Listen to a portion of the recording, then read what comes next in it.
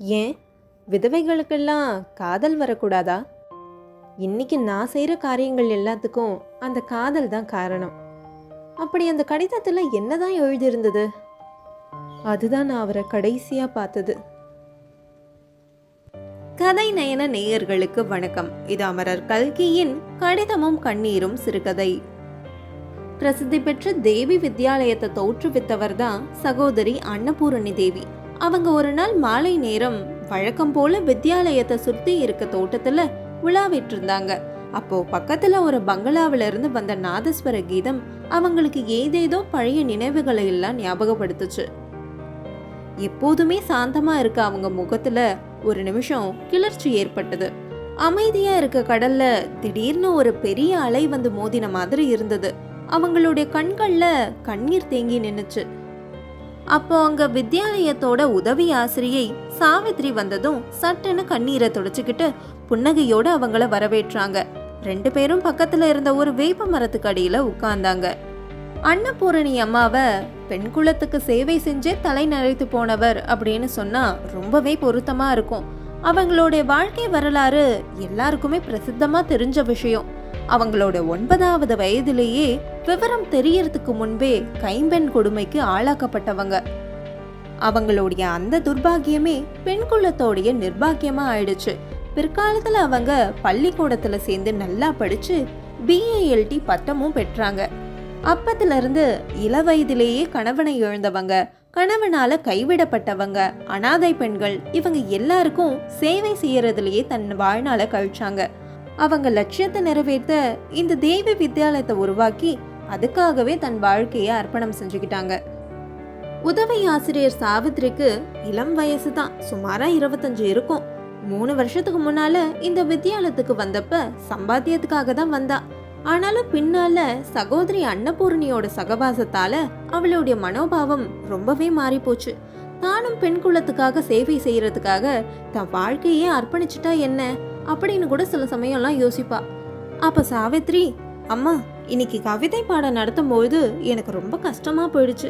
அதுல அன்பினாலதான் உலகம் இயங்குது அப்படின்னு ஒரு வரி வருது. இந்த இடத்துல அன்பின் கவி எதை சொல்றாரு அப்படின்னு பத்மா கேட்டா. ரொம்ப பொல்லாத பொண்ணு அவ. அதோ பாருங்களேன் எப்படி சிரிக்கிறா. கொஞ்ச தூரம் தள்ளி சில பெண்கள் விளையாடிட்டு இருந்தாங்க. அங்க இருந்துதான் கலகலன்னு சிரிப்பு சத்தம் கேட்டுது. சரி, அதுக்கு நீ என்ன சொன்ன அப்படின்னு கேட்டாங்க அன்னபூரணி. நான் பதில் சொல்றதுக்குள்ள திணறி போயிட்டேன். இங்க கவி அன்புன்னு காதல தான் குறிப்பிடுறாரு. சாதாரண பெண்களுக்கு முன்னாலேயே இத சொல்றது கஷ்டம். இங்க இருக்கிறவங்களோ விதவைங்க, கணவனால கைவிடப்பட்டவங்க.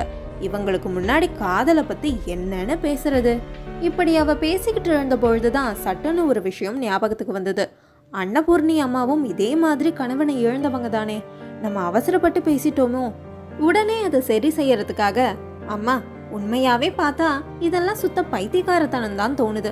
இந்த காதல் கீதல் எல்லாம் வெறும் பிரம்ம தான். வேலையில்லாத கவிகளோட வீண் மனோராஜ்யமே தவிர வேற ஒண்ணுமே இல்ல. அப்ப அன்னபூரணி, அப்படியா சமாச்சாரம்? எல்லாமே பிரம்மதானா? அப்ப சரி, நான் உடனே டாக்டர் சீனிவாசனுக்கு கடிதம் எழுதுறேன் அப்படின்னு சொன்னாங்க. சாவித்ரி டாக்டர் சீனிவாசனை கல்யாணம் செய்துக்க போறதை தான் அன்னபூரணி குறிப்பிட்டாங்க.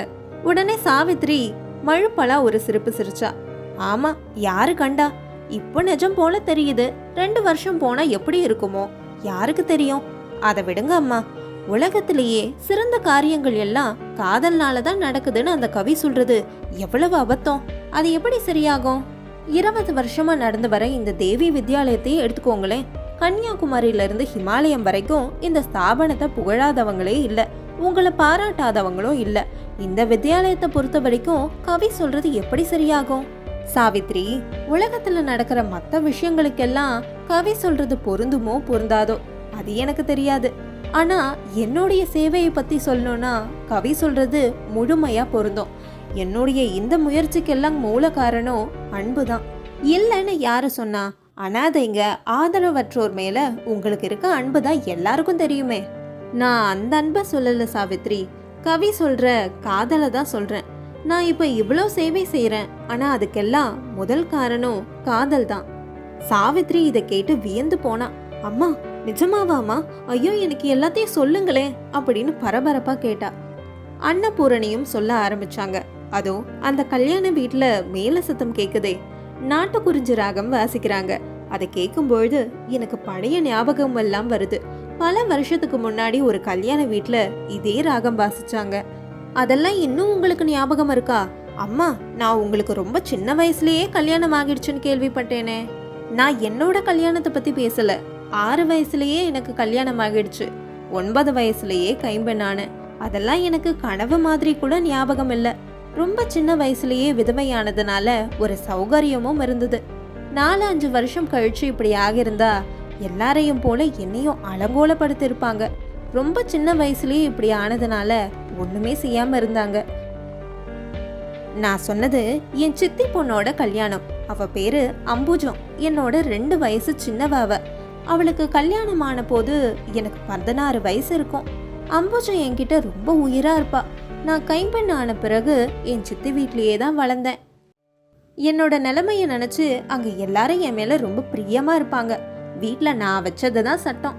அம்புஜத்துக்கு கல்யாணம் நிச்சயமான போது என் இஷ்டத்துக்கு தான் எல்லாமே நடந்தது.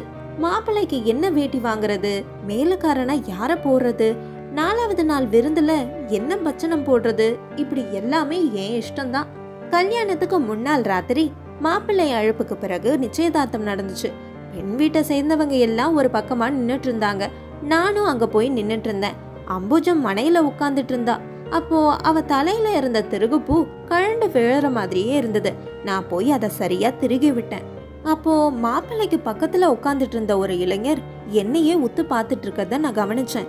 எனக்கு உடம்பெல்லாம் பதறி போச்சு. தலையே சுத்த ஆரம்பிச்சிருச்சு. அங்கேயே மயங்கி விழுந்துருவேணும்னு பயந்துட்டேன். தெய்வ அருளால அப்படி ஒன்றும் நடக்கல. அவருடைய முகத்தை மறுபடியும் பார்க்கணும்னு என் மனசுல ரொம்ப ஆவலா இருந்தது. என் வாழ்க்கையில இப்படி ஒரு ஆசை வரும்னு நான் கனவுல கூட நினைச்சதில்ல. எவ்வளவோ மனசை அடக்கி அடக்கி பார்த்தேன். பல்ல கடிச்சுக்கிட்டேன். ஆனா ஒன்னும் சாத்தியப்படல. கடைசியா அவர் இருந்த பக்கமா திரும்பிய போது அவர் அவ்வளவு நேரம் என்னையே பார்த்துட்டு இருந்தது. அப்பதான் முகத்தை திருப்பினாரு. அன்னைக்கு இரவு நான் தூங்கவே இல்லை. மறுநாள் அம்புஜத்தோட கல்யாணம் சிறப்பா நடந்து முடிஞ்சது. வெளியே பாக்குறதுக்கு நான் எப்பவும் போல வேலைகளை செஞ்சுட்டு இருந்தேன். ஆனா உள்ளுக்குள்ள என் மனசு ஒரு தனி உலகத்துல உலாவிட்டு இருந்துச்சு. கொஞ்சம் நஞ்சம் இருந்த சந்தேகமும் கல்யாணத்தன்னைக்கு முழுசா தெரிஞ்சு போச்சு. அவர் என்ன தற்செயலாலாம் பார்க்கல, வேணும்னே தான் பார்த்துருக்காருன்னு தெரிஞ்சுக்கிட்டேன். என் மனசும் ஏதோ காந்த சக்தி போல அவர் பக்கம் என்ன கவர்ந்து இழுக்குதுன்னு புரிஞ்சுக்கிட்டேன். அதோ அந்த பூரணச்சந்திரன் தெரியுதே, பாத்தியா அப்படின்னு அன்னபூர்ணி கேட்க சாவித்ரி அந்த பக்கமா திரும்பி பார்த்தா. பூரணச்சந்திரனை அதுக்கு முன்னாடி எத்தனையோ தடவை நான் பார்த்துருக்கேன். ஆனா அன்னைக்கு என்னவோ அந்த சந்திரன் அவ்வளவு அழகா தெரிஞ்சது. அதுக்கு முன்னாடி நாதஸ்வரத்தோட இசை எனக்கு அவ்வளோ பரவசத்தை கொடுத்ததில்ல. சந்தன வாசமோ மல்லிகை வாசமோ என் மனசுக்கு அவ்வளோ இன்பத்தை கொடுத்ததில்ல. ஆனா அன்னைக்கு என்னவோ அதெல்லாம் ரொம்ப புதுசா தெரிஞ்சது. என் மனசுல என்னைக்குமே வராத ஆசைகள் எல்லாம் வந்துச்சு. எல்லா பெண்களை போல நானும் என் தலைவாரி பூவை வச்சுக்க கூடாது, ஏன் குங்குமம் வச்சுக்க கூடாது, ஏன் சந்தனம் பூசிக்க கூடாது, இப்படின்னு பல எண்ணங்கள் வந்துச்சு. கல்யாணத்தோட 3வது நாள் அன்னைக்கு நான் அம்புஜத்தை கூட்டிக்கிட்டு சம்பந்திங்க இருக்க இடத்துக்கு போயிருந்தேன். அவளுடைய நாத்தனார் அவளுக்கு தலை பண்ணிக்கிட்டு இருந்தா. அவளுக்கு என்னென்ன நகைகள் இருக்கு, இன்னும் என்னென்ன செஞ்சு போடணும்னு பேசிக்கிட்டு இருந்தாங்க. ஆனா என் கவனம் பேச்சுல இல்ல. உள்ள அறையில வேற யாரோ பேசுற குரல் அறகுறைய என் காதுல விழுந்தது. அது அவருடைய குரல் மாதிரியே இருந்ததால நான் நல்லா கவனிச்சு கேட்டேன். இளம் வயசுலேயே விதவையாகிற பெண்களை பத்தி அவர் பேசிக்கிட்டு இருந்தாரு. அதோடைய கொடுமைகளை பத்தி சொல்லிட்டு இருக்கும் பொழுது யார் யாரோ பெரிய மகான்கள் எல்லாம் சொன்ன வரிகளை எடுத்துக்காட்டா சொல்லிட்டு இருந்தாரு. அதுக்கு சரிதான்ப்பா, பிரமாதமா பேசுறியே, அப்ப நீதான் அந்த அன்னபூர்ணிய கல்யாணம் செஞ்சுக்கோயேன் அப்படின்னு ஒருத்தர் சொன்னாரு. அதுக்கு இவரு, சி சுத்த முட்டாள்களா நீங்க, உங்களோட பேசுறதுக்கு குட்டிச்சவத்தோட பேசலாம் அப்படின்னு பதில் சொன்னாரு. உடனே யாரோ அந்த அறையிலிருந்து வெளியே போற சத்தம் கேட்டது. அது இவரா தான் இருக்கணும். அந்த 2-3 நாட்கள்லயே அவரை பத்தி எல்லா விவரங்களும் சம்பந்திங்க பேச்சுல இருந்தே நான் நல்லா தெரிஞ்சுக்கிட்டேன். அந்த வருஷம் அவர் சென்னை ராஜதானிலேயே BA பரீட்சையில முதலாவதா தேர்ச்சி பெற்றிருந்தாராம். 5000 ரூபாய் வரதட்சணையோட அவருக்கு நிறைய வரன்கள் எல்லாம் வந்ததா பேசிட்டு இருந்தாங்க. அப்படிப்பட்டவருடைய அன்புக்கு நான் பாத்திரமானேனே அப்படின்னு என்னுடைய பாக்கியத்தை என்னாலேயே நம்ப முடியல. 4வது நாள் சம்மந்தி அம்மாவை பார்க்கலாம்னு போனேன். அங்க ஹால்ல தனியா நான் நின்னுட்டு இருந்தப்போ இவர் என்ன பார்த்தாரு. சட்டனி என் கையில ஒரு கடிதத்தை வச்சு அது வெளியே தெரியாதபடி விரல்களை மூடினாரு. உடனே திரும்ப போயிட்டாரு. எனக்கு உடம்பெல்லாம் நடுங்க ஆரம்பிச்சிடுச்சு. உடனே என் வீட்டுக்கு போய் அறையில படுத்துக்கிட்டு விம்மி விம்மி அழ ஆரம்பிச்சேன். கேட்டவங்களுக்கு எல்லாம் உடம்பு சரியில்லைன்னு சொன்னேன். அதுக்கப்புறம் நான் அவரை பார்க்கவே இல்லை. அப்படி அந்த கடிதத்துல என்னதான் எழுதியிருந்தது? கடிதத்திலையா? என்கிட்ட அவருக்கு இருந்த எல்லா ஆசையும் கொட்டி இருந்தாரு. எனக்காக எந்த தியாகம் வேணா செய்யறதுக்கு தயாரா இருக்கேன், உலகத்தையே எதிர்த்து நிக்க கூட துணிஞ்சிருக்கேன்னு எழுதியிருந்தாரு. ஆனா அவர் என்னை வற்புறுத்தவோ கட்டாயப்படுத்தவோ விரும்பல. எனக்கும் இதுல விருப்பம் இருந்தா, சமுதாயத்தோட ஏளனத்தை எதிர்க்க தைரியம் இருந்தா, அன்னைக்கு நலங்கின் போதோ இல்ல ஊர்வலத்தின் போதோ என் கையில ஒரு மல்லிகை பூவை வச்சிருக்கணும் அப்படின்னு எழுதியிருந்தாரு. அதை அடையாளமா எடுத்துக்கிட்டு அவர் வேண்டிய ஏற்பாடுகளை செய்யறதா சொல்லியிருந்தாரு. அப்படின்னா நீங்க ஏன் அழுதுகிட்டு இருந்தீங்க அம்மா? அவர் சொன்னபடி செஞ்சீங்கல்ல? பாவி, நான் அப்படி செய்யலையே. போதாததுக்கு உள்ள போய் அழுதுகிட்டு இருந்தேன். அவர் மேல எனக்கு இஷ்டம் இல்லைன்னு என் மனசை அவர் புண்படுத்திட்டதா அவர் நினைச்சுக்கிட்டு இருக்கணும். என் வாழ்க்கையோட அந்த 4 நாள் கனவு அன்னியோட முடிஞ்சு போச்சு. ஆனா அம்மா, நீங்க ஏன் அவர் சொன்னபடி செய்யல? அந்த காரணத்தை இப்ப சொல்லவும் எனக்கு வெக்கமா இருக்கு. சாவித்ரி, அவரோட கடிதத்தை அன்னைக்கு நான் படிக்கவே இல்லை. 1 வருஷம் கழிச்சு தான் அதை நான் படித்தேன். அதை நான் படிக்கிறதுக்குள்ள எத்தனையோ நாள் அதை நான் கையில் வச்சுட்டு அழுதுட்டு இருந்திருக்கேன். கடைசியில் அதை நான் படிக்கிறதுக்குள்ள அதில் இருந்த பாதி எழுத்து என் கண்ணீர்லேயே மறைஞ்சு போயிருந்தது. அம்மா, என்ன சொல்கிறீங்க? அப்போ உங்களுக்கு? ஆமாம் சாவித்ரி, அப்போ எனக்கு படிக்க தெரியாது. அன்னைக்கு ஏற்பட்ட அவமானமும் மனவேதனையும் தான் என்னை மேலே மேலே படிக்க தூண்டுச்சு. நான் BALT பட்டமும் வாங்கினேன். அதுதான் நான் பெண் குலத்துக்கு செய்கிற தொண்டுகளுக்கு காரணமாக மாறுச்சு. சாவித்ரி கண்கள்ல இருந்து பொல பொலன் கண்ணீர் துளிகள் வந்தது. அந்த நாதஸ்வரக்காரன் இப்ப சங்கீதம் வாசிக்கிறானா, இல்ல உலக மகா காவியத்துல இருக்க எல்லா சோக ரசத்தையும் நாதஸ்வரம் வழியா பொழிஞ்சிட்டு இருக்கானான்னு தெரியல. இதே மாதிரி இன்னும் பல உருக்கமான கதைகளை கேட்க என்னோட சேனலை சப்ஸ்கிரைப் பண்ணுங்க. அது வரைக்கும் உங்ககிட்ட இருந்து விடை பெறுவது நான் உங்க பூமிதா.